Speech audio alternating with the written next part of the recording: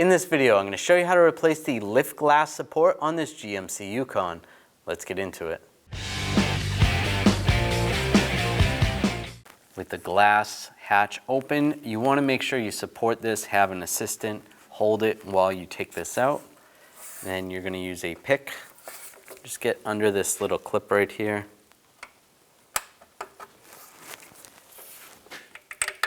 Pop that out, and you should pull that off.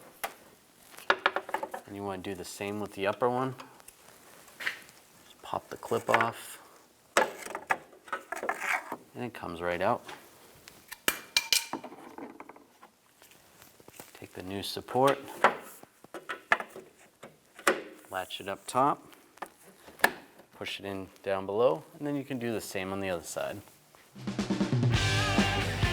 When only the best will do, demand TRQ. The only company that lets you view before you do. TRQ is committed to offering the highest quality aftermarket auto parts that are engineered for peace of mind.